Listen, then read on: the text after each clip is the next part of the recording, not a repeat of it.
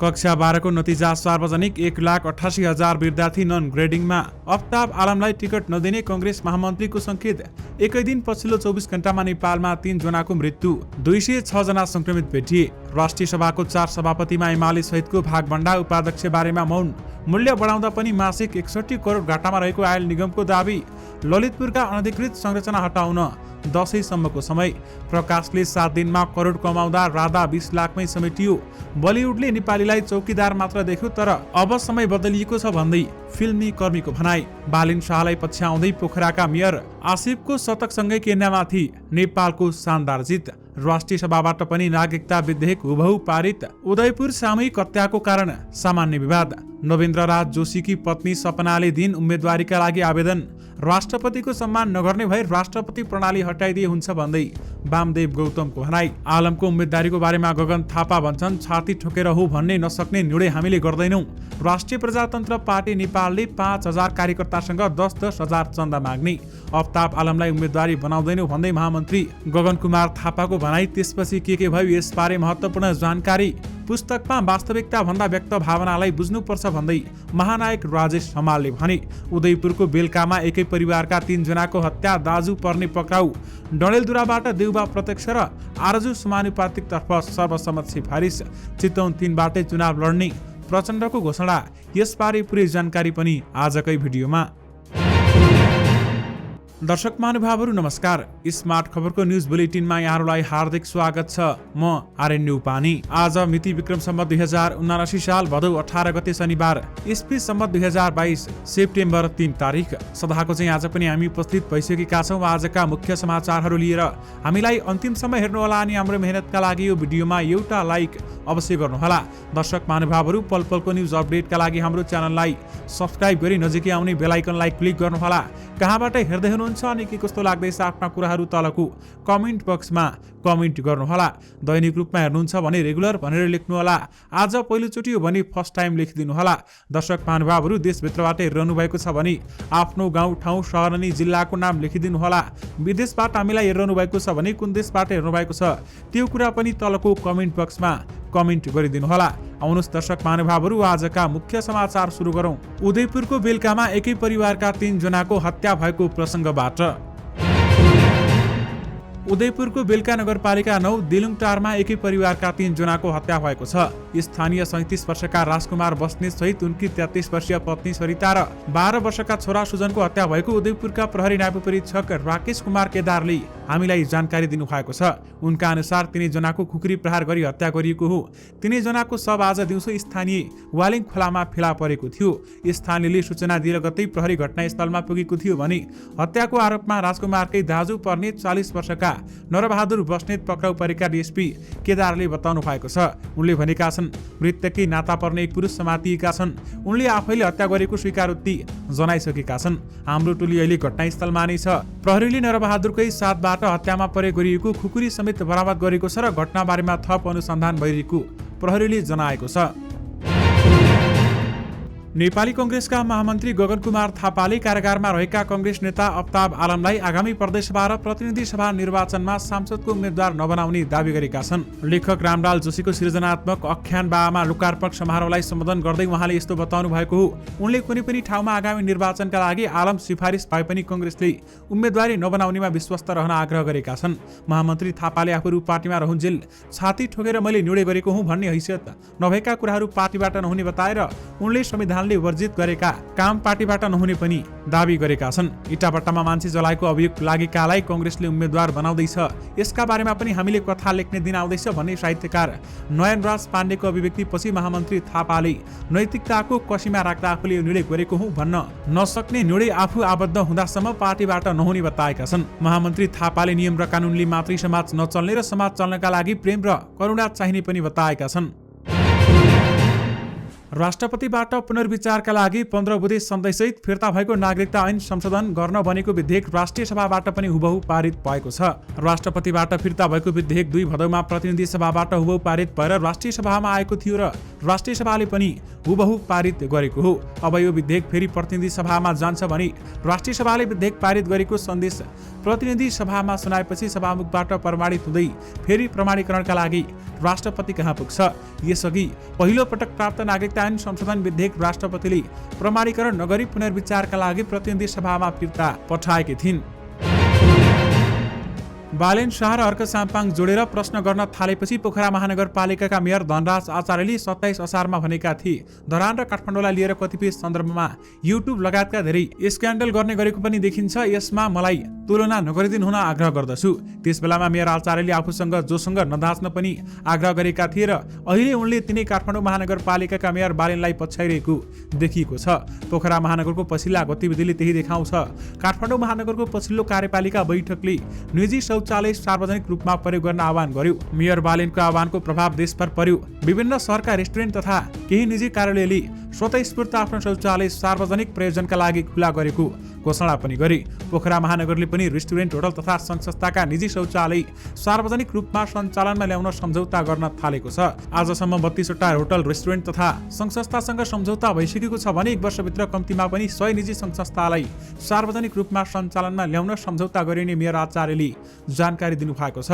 काठमाडौँका mayor बालेनले प्रयोजन तथा मापदण्ड विपरीतका संरचना हटाउन अभियान समेत चलाएका छन् र अवैध संरचना हटाउन दिएको 35 दिने म्याद गुज्रिएपछि मेयर बालेन आफै डोजर लिएर अवैध संरचना समेत हटाउन पुगेका छन्।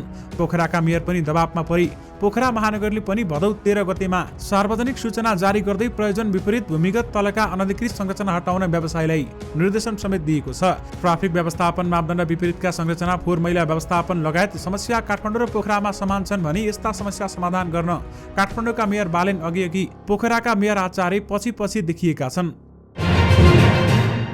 नेपाल आयल निगमले डिजेल र मट्टीतेलमा प्रति लिटर 6 रुपियाँका दरले मूल्य वृद्धि गरेपछि कायम भएको नयाँ मूल्य गै रातेदेखि लागू भएको छ। मूल्य बढीसँगै डिजेल र मट्टीतेलको मूल्य प्रति लिटर रु 178 रुपियाँ पुगेको छ भने यसअघि डिजेल र मट्टीतेलको खुद्रा बिक्री मूल्य प्रति लिटर 172 थियो। पेट्रोल, खाना पकाउने एलपी ग्यास र हवाई इन्धनको मूल्य भने हाललाई यथावत राखिएको छ। पेट्रोलमा प्रति लिटर 2 रुपियाँ 82 पैसा नाफा रहेकाले नबढाइएको निगमको तर्क छ भने भारतको इन्डियन आयल कर्पोरेसन आइओसीबाट पेट्रोलियम पदार्थको खरिद मूल्य बढेर आएको भन्दै नेपाल आयल निगमको सञ्चालक समितिको बैठकले गै राति 12 बजेदेखि लागू हुने गरी मूल्य वृद्धि समेत गरिसकेको छ। मूल्य वृद्धि गर्दा पनि अझै मासिक 61 करोड घाटामा रहेको नेपाल आयल निगमका प्रवक्ता मृतमणि उपाध्यायले बताउनु भएको छ। उपाध्यायका अनुसार नेपाल आयल निगमलाई खाना पकाउने एलपी ग्यासमा अझै प्रति सिलिन्डर 378 रुपियाँ 7 पैसा तथा डिजेलमा प्रति लिटर 11 रुपियाँ 18 पैसा घाटा छ। यस्तै पेट्रोलियम पदार्थ खरिद बापतको करिब 21 अर्ब आइओसीलाई तिर्न बाँकी रहेको पनि निगमले जनाएको छ। ललितपुर महानगरपालिकाले फुटपाथ मिचेर नक्सा विपरीत बनाएका अनधिकृत संरचना 10 सम्ममा भत्काउन निर्देशन दिएको छ। महानगरपालिकाले घर घरमा गएर माइकिङ गर्दै अनधिकृत संरचना हटाउन निर्देशन दिएको हो। ललितपुर महानगर प्रहरी प्रमुख सीताराम हातछेथुका अनुसार टोलमा गएर अनधिकृत संरचना निर्माण भएका संरचनाहरू 10 सम्म हटाउन माइकिङ गरेको भने हाम्रो महानगरमा ठूला मलहरू धेरै छन्। अनधिकृत संरचनाहरू निर्माण भएको फुटपाथ ओगटेको संरचना पनि धेरै छन्। केही छन् भने 10 सम्म हटाउन निर्देशन दिएका छौं। मानेनन् भने नगर प्रहरीले गएर हटाउँछ भन्दै हाछेथुले हामीलाई बताउनु भएको छ। दर्शक महानुभावहरू, यहाँ पनि बालेन शाहजीलाई पछ्याइरहनु भएको छ। यद्यपि दर्शक महानुभावहरू, यो अत्यन्तै राम्रो काम हो र यो सबै ठाउँमा लागू हुनुपर्छ। जुन ठाउँका मेयरले यस्तो कामको सञ्चालन अथवा थालनी गर्नु भएको छ उहाँहरूलाई धेरै धेरै बधाई तथा शुभकामना। प्रदीप खड्का स्टारर प्रकाशले घरेलु बक्स अफिसमा पहिलो साता लगभग 1 करोड रुपियाँ ग्रस कमाएको छ भने चलचित्र विकास बोर्डको बक्स अफिसमा फिल्मको कमाई आज बेलुकासम्म 90 लाख रुपियाँ उल्लेख गरिएको छ। सबै हलमा अझै बक्स अफिस सर्भर जडान नभइसकेकाले प्रकाशको कमाई करिब 1 करोड रुपियाँ हुने अनुमान छ भने अपेक्षित ओपनिङ गर्न नसकेको फिल्मले वर्ल्ड अफ माउथको मद्दतमा विकडेजमा आफूलाई थप बलियो तुल्याउन पनि सकेको छ। बोर्डको बक्स अफिस विवरण केलाउँदा प्रकाशको कमाई पहिलो सप्ताहभन्दा विकडेज सोमबारदेखि बिहीबारसम्म उच्च देखिन्छ भने वितरक रोहित कटेलले चाहिँ प्रकाशले पहिलो साता 1 करोड 70 लाख रुपियाँ ग्रस कमाएको दावी गरेका छन्। निर्माता महेन्द्र अधिकारीले भने कलेक्सन खुलाएका छैनन्। यद्यपि प्रकाशले 7 दिनमा 2 करोड कमाउँदा राधा भने 20 लाखमै समेटिएको छ भन्दै बताइएको छ। उदयपुरमा भएको एकै परिवारका 3 जनाको हत्या पछाडि सामान्य विवाद कारक भएको हुन सक्ने प्रारम्भिक अनुसन्धानबाट देखिएको छ। घटनामा संलग्न रहेको अभियोगमा पक्राउ परेका नरबहादुर बस्नेतसँग प्रारम्भिक सोधपुछपछि प्रहरीले हत्याको कारण सामान्य विवाद देखिएको बताएको हो। शुक्रबार बिहान 11 बजे बेलका नगरपालिका 7 गोवाटारमा 37 वर्षीय राजकुमार बस्नेत, उनकी श्रीमती 33 वर्षीय सरिता बस्नेत र 12 वर्षका छोरा सुजन बस्नेत समेत मृत अवस्थामा भेटिएका थिए। जिल्ला प्रहरी कार्यालय उदयपुर स्रोतका अनुसार पक्राउ परेका नरबहादुरले मृतक राजकुमारकी श्रीमती सरिता 2-3 वर्षदेखि आफ्नो सपनामा आएर दुःख दिने गरेको बयान दिएका छन् र शुक्रबार जंगलमा घाँस काट्न गएका बेलामा उनले त्यस बारेमा राजकुमारलाई बताएछन्। एक अनुसन्धान अधिकृतले भने उनले सरितालाई बुक्सी लागेको हुन सक्ने बताएपछि विवाद भएको देखिन्छ र प्रहरीका अनुसार नातेदार समेत रहेका नरबहादुरले श्रीमतीलाई बुक्सी भनेपछि उनले आजको समयमा पनि यस्तो हुन्छ भन्दै हप्काएका थिए। मलाई पुलिसलाई भनिदिन्छु, मुद्दा हालिदिन्छु भन्दै थर्काउन थाल्यो, नरबहादुरको बयान छ। त्यसपछि घाँस काट्न लिएर गएको खुकुरीले हाने। उनीहरू बीच अरू कुनै रेसिपी पनि थियो कि भन्ने बारेमा प्रहरीले विस्तृत अनुसन्धान गरिरहेको छ। तर प्रारम्भिक सोधपुछमा घटनाको कारण यही देखाइएको छ। प्रहरीका अनुसार उनले जंगलमा घाँस काट्न लगेको खुकुरीले सुरुमा श्रीमान राजकुमारलाई हानेका थिए र त्यस बेलामा उनी कुलोबाट खेतमा पानी लगाउँदै थिए। श्रीमती पनि खोला छेउमै थिइन्। श्रीमानको हत्यापछि उनले श्रीमती सरितालाई पनि हत्या गरेको पाइएको प्रहरीले जनाएको छ। पछि 12 वर्षका छोरा सुजन बस्नेतलाई देखेपछि पनि उनलाई पनि खुकुरीले प्रहार गरेको पाइएको अनुसन्धान संलग्न अधिकृतहरू बताउँछन्। तिनी जनाको शव हेर्दा धेरै पटक खुकुरी हानिएको देखिएको प्रहरी बताउँछ। सबलाई पोस्टमार्टमका लागि पठाउने तयारी पनि गरिएको छ। विस्तृत अनुसन्धान जारी रहेको पनि प्रहरीले जनाएको छ। राष्ट्रिय सभा सदस्य वामदेव गौतमले नागरिकता विधेयक हुबहु पास गर्नु राष्ट्रप्रति अपमान हुने बताएका छन्। राष्ट्रिय सभाको बैठकमा गौतमले नागरिकता विधेयक फिर्ता गर्दा राष्ट्रपतिले दिएको सन्देश ग्रहण गर्न योग्य नरहेको बताएर तर प्रतिनिधि सभामा भएको छलफलमा भनेको विषय सुन्न पनि नसकिने खालका रहेको भन्दै उनले भने राष्ट्रपतिको सन्देश कलेजका विद्यार्थीहरूले लेखेको निबन्ध हो भन्ने जस्ता टिप्पणी धेरै भए। राष्ट्रपति कुन समूहसित कुन पार्टीसित सम्बन्धित हुनुहुन्छ भन्ने महत्त्वपूर्ण होइन, राष्ट्रपतिको सम्मान गर्न जानुपर्छ, होइन भने राष्ट्रपति प्रणाली हटाइदिए हुन्छ भन्दै उहाँले बताउनु भएको हो। दर्शक महानुभावहरू, राष्ट्रिय परीक्षा बोर्ड परीक्षा नियन्त्रण कार्यालय कक्षा 12ले कक्षा 12 को नतिजा सार्वजनिक गरिसकेको छ। यसबारेमा तपाईहरुलाई जानकारी नै छ। गत जेठ 16 गतेदेखि 25 गतेसम्म सञ्चालन गरेको परीक्षाको नतिजा बोर्डले शुक्रबार प्रकाशित गरेको बोर्डका अध्यक्ष महाश्रम शर्माले जानकारी दिइसक्नु भएको छ। बोर्डका अध्यक्ष शर्माका अनुसार यस वर्ष ग्रेडिङ पद्धति 2078 अनुसार नतिजा प्रकाशन गरिएको छ र जस अन्तर्गत यस वर्ष नियमिततर्फ 3.61 देखि 4 जीपीए 4169 जनाले ल्याएका छन्। त्यसैगरी 3.21 देखि 3.60 जीपीए ल्याउने 30,107 जना र 2.81 देखि 3.20 आउने 65,284 जना, त्यसैगरी 2.40 देखि 2.80 सम्म आउने 64,093 जना र 2.1 देखि 2.40 जीपीए आउने 10,900 र 1.61 देखि 2 जीपीए आउने 35 जना रहेका छन्। दर्शक महानुभावहरू, कक्षा 12 को नतिजा सार्वजनिक भइसकेको छ भने यसमा 1,88,000 विद्यार्थी नन ग्रेडिङमा परेका छन्। पछिल्लो 24 घण्टामा नेपालमा कोरोना संक्रमणबाट 3 जनाको मृत्यु भएको छ भने 206 जना संक्रमित थपिएका छन्। स्वास्थ्य तथा जनसङ्ख्या मन्त्रालयका अनुसार 2,869 जनाको परीक्षण अथवा पीसीआर परीक्षण गरिँदा 206 जनामा कोरोना संक्रमण पुष्टि भएको हो। स्वास्थ्य मन्त्रालयका अनुसार 1,595 जनाको पीसीआर परीक्षण गर्दा 134 जना र 1,274 जनाको एन्टिजन परीक्षण गर्दा 72 जनामा कोरोना संक्रमण देखिएको मन्त्रालयको भनाइरहेको छ। यस्तै आज कोरोनाका सक्रिय संक्रमितको संख्या 2,891 पुगेको छ भने पछिल्लो 24 घण्टामा 398 जना कोरोना संक्रमण मुक्त भएका छन्, जसमध्ये 2,735 जना होम आइसोलेसनमा रहेका छन् भने 156 जना संस्थागत आइसोलेसन र 41 जना आइसियुमा रहेका छन्। राष्ट्रिय सभाका विषयगत समितिका सभापतिहरूमा एमाले सहितको भागभण्डा मिलेको छ। 2/3 बहुमत रहेको भनी सत्ता गठबन्धनले रिक्त रहेका राष्ट्रिय सभाका 4वटै समितिको सभापति आफै राख्न खोजेको थियो, तर राष्ट्रिय सभामा सबैभन्दा ठूलो दलको रूपमा रहेको भनी एमालेले कम्तीमा एउटा सभापति भए पनि पाउनुपर्ने अडान राख्दै आएको थियो। गठबन्धनमा रहेका दलहरू एमालेलाई एउटा समितिको सभापति छाड्न तयार भएपछि रिक्त सभापतिहरूको पदपूर्तिका लागि यही भदौ 23 गते निर्वाचन गर्ने सहमति पनि जुटेको छ। सहमति अनुसार राष्ट्रिय सभाको विधायन व्यवस्थापन समितिको सभापतिमा नेकपा एकीकृत समाजवादीले लिने तय समेत भइसकेको छ। यानि कि राष्ट्रिय सभाको 4 सभापतिमा एमाले सहितको भागभण्डा भएको छ भने उपाध्यक्ष बारेमा मौन बसेका छन्। ओपनर आसिफ शेखको शतक र अर्जुन साउद बलियो साझेदारीको बलमा नेपालले पहिलो एकदिवसीय केन्यामाथि 7 विकेटको शानदार जित हात फेला पारेको छ। 219 रनको लक्ष्य नेपालले 3 विकेट क्षतिमा 47.3 ओभरमा भेटाएको थियो र ओपनर द्वय आसिफ र अर्जुनले पहिलो विकेटका लागि 141 रनको साझेदारी गरी नेपालको जित आधार तय गरेका थिए। एकदिवसीय क्रिकेटमा नेपालको यो अहिलेसम्मकै उच्च साझेदारी हो भने यसअघि गत चैतमा पपुवा न्युगिनी विरुद्ध देव खनाल र दिपेन्द्र सिंह ऐरेले तेस्रो विकेटका लागि 129 रनको साझेदारी पनि गरेका थिए। यद्यपि केन्याको एकदिवसीय मान्यता नभएका कारण यो खेलको एकदिवसीय अन्तर्राष्ट्रिय मान्यता भने हुँदैन। नेपाली कांग्रेसका दिवंगत नेता तथा पूर्व मन्त्री नवेन्द्र राज जोशीको पत्नी सपना राज भण्डारीले काठमाडौँ 8बाट उम्मेद्वार हुनका लागि आवेदन दिएकी छन्। जोशीले उम्मेद्वारको दावी गर्दै नेपाली कांग्रेसको क्षेत्रीय कार्य समितिमा आवेदन दिएकी हुन् र काठमाडौँ महानगरमा मेयरको नाममा चर्चा रहे पनि उनी उम्मेद्वार बन्न भने पाइनन्।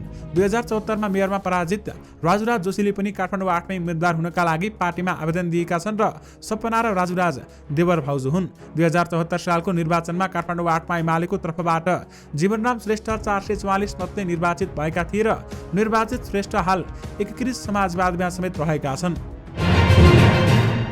राष्ट्रिय प्रजातन्त्र पार्टी नेपालले कार्यकर्ताबाट 10-10 हजार रुपियाँ चन्दा माग्ने भएको छ। आगामी मङ्सिर 4 गते हुने प्रतिनिधि सभा र निर्वाचनका लागि आर्थिक पक्ष बलियो बनाउन राप्रपा नेपालले 5000 कार्यकर्ताबाट 10-10 हजारका दरले चन्दा सङ्कलन गर्ने भएको छ। राजधानीमा बसेको स्रोत परिचालन समितिको बैठकले अर्थ सङ्कलनको निम्ति 10-5 हजार अभियान कार्यान्वयन गर्ने निर्णय गरेको समितिका प्रमुख दमन बस्नेतले बताउनु भएको छ। यो अभियान अन्तर्गत 5000 सहयोगीबाट 10-10 हजार रुपियाँ सङ्कलन गर्ने निर्णय गरेको छ र पार्टीका सहमहामन्त्री समेत रहेका बस्नेतले यसबारेमा जानकारी गराउनु भएको हो। नेपाली कांग्रेस डडेलधुराले आगामी मङ्सिर 4 गते हुने निर्वाचनका लागि प्रतिनिधि सभातर्फ प्रत्यक्षमा प्रधानमन्त्री शेरबहादुर देउवाको नाम सर्वसम्मत सिफारिस गरेको छ। कांग्रेस बसेको जिल्ला समितिको बैठकले देउवाको नाम सर्वसम्मत सिफारिस गरेको हो भने डडेलधुरा देउवाको गृह जिल्ला हो। कांग्रेसकी केन्द्रीय सदस्य एवं देउवा पत्नी डाक्टर आरजु राणा देउवाको पनि नाम डडेलधुराबाट सिफारिस भएको छ। दर्शक महानुभावहरू, बैठकले प्रतिनिधि सभामा महिला तर्फबाट समानुपातिकका लागि सर्वसम्मत सिफारिस गरेको हो भने प्रदेश सभामा पनि कांग्रेसले एकल नाम सिफारिस गरेको छ। प्रदेश कमा कांग्रेस पार्टीका जिल्ला सभापति भीमबहादुर साउद र खमा सुदूरपश्चिम सामाजिक विकास मन्त्री गोविन्द बोहराको एकल नाम सिफारिस गरिएको कार्यवाहक सभापति डुलीराज जोशीले जानकारी गराउनु भएको छ। यानि कि डडेलधुराबाट देउवा प्रत्यक्ष र आरजु समानुपातिक तर्फ सर्वसम्मत सिफारिस भएका छन्। नेकपा माओवादी केन्द्रका अध्यक्ष पुष्पकमल दाहाल प्रचण्डले आफू चितवन 3बाटै उम्मेद्वार भन्ने बताएका छन्। सुर्खेत विमानस्थल परिसरमा सञ्चारकर्मीसँग कुरा गर्दै उनले यस्तो बताएका हुन् र उनले यसअघि पनि आफूले सोही क्षेत्रबाट प्रतिस्पर्धा गर्दै आएको पनि बताएका थिए र प्रष्ट भनिसकेको छु। चितवनको क्षेत्र नम्बर 3मा म पहिला पनि त्यहीबाट लडेको हुँ, अहिले पनि त्यहीबाट लड्नेछु भन्दै उनले भने। अध्यक्ष प्रचण्डले कर्णाली प्रदेशमा नेकपा माओवादी केन्द्रको राम्रो प्रभाव रहेको भन्दै सन्तुलित ढङ्गको तालमेल गर्ने प्रतिबद्धता समेत जनाएका छन्। अभिनेता राजेश हमालले पुस्तकको अध्ययन गर्दा यथार्थ र वास्तविकता खोज्ने नभई व्यक्त भावनालाई बुझ्न जरुरी रहेको बताएका छन्। लेखक रामलाल जोशीको सृजनात्मक आख्यान बामा लोकार्पण समारोहलाई सम्बोधन गर्दै उनले यस्तो बताएका हुन् र महानायक हमालले कतिपय ठाउँमा पुस्तकमा आफूसँग मेल नखाने परिवेश र सोचाइ हुने भन्दै पुस्तकमा व्यक्त गरिएको शब्दको भावनामा डुबेर पुस्तक अध्ययन गर्न सुझाव दिएका छन्। उनले कुनै पनि सशक्त पुस्तकले जुनसुकै परिवेशमा चित्रण गरिएको भए पनि राम्रोसँग लेखिएको पुस्तकले आफ्नै भावना र सोच बुझ्न मद्दत पुर्याउने समेत बताएका छन्। विशाल जनसङ्ख्या र बढ्दो फिल्म साक्षरताले भारतलाई विश्व फिल्मका लागि बृहत बजार बनाउँदैछ। हिमालय क्षेत्र भारतको छिमेकी नेपाल लामो समयदेखि भारतीय फिल्म विशेष गरी हिन्दी सिनेमाबाट प्रेरित छ भने धेरै भारतीय फिल्मले नेपालको प्रकृति सौन्दर्यलाई समेत समेटेका छन्। धेरै रोमान्टिक गीतमा नेपाल समेत देखाइरहेका छन्। दर्शक महानुभावहरू, यस्तो आदान प्रदान भइरहँदा पनि अब भारतीय दर्शकले चाँडै नै नेपाली अभिनेता थापा र अन्य प्रतिभालाई पनि हेर्न पाउनेछन्। त्यसैगरी प्रेमगीत 3 भारतीय थिएटरमा रिलिज हुने पहिलो इन्डो नेपाली फिल्म हुनेछ भने लोकप्रिय नेपाली फिल्मको फ्रेन्चाइजलाई भारतमा ल्याउनका लागि निर्माता सुभाष कालेले आफ्ना नेपाली समकक्षीसँग सहकार्य गरेका छन्। दर्शक महानुभावहरू, बलिउडले नेपालीलाई चौकीदार मात्र देख्यो तर अब समय बदलिएको छ भन्दै उहाँले बताउनु भएको छ। दर्शक महानुभावहरू, यो सँगै तपाईँहरूमाझ आजका सबै मुख्य समाचारहरू राखिसकेका छौँ। फेरि पनि तपाईँहरूमाझ नयाँ मुख्य समाचारको साथमा उपस्थित हुने नै छौँ। अहिलेलाई भने मलाई बिदा दिनुहोस्। नमस्कार।